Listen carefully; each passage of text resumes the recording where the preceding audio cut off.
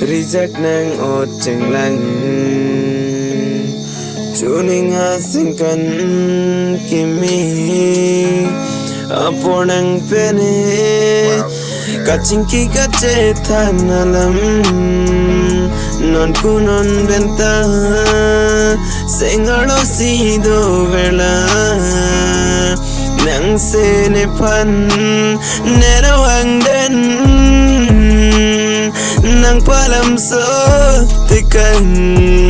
morning kreng nang lelote bang non neron me punang ne pan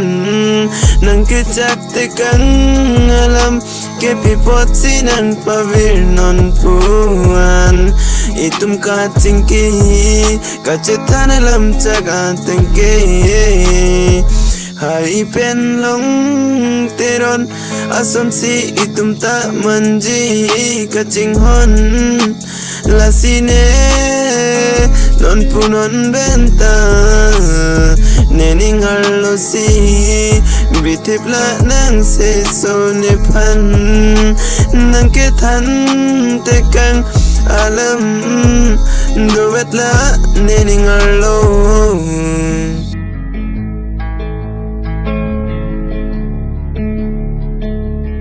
Vere velang pray prelang non punun benta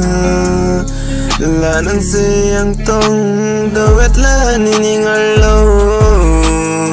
kai ki nang pen kaching ki kache than na son ne thile dam sita nang pen e ki jui dam adim ining do elo kai kita non punun benta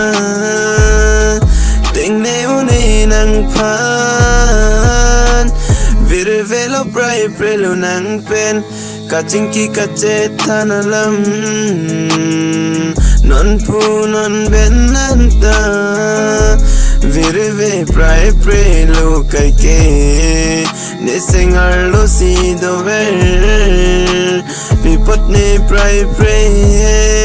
Pa pray si ne seng hang Ta pray pipot ne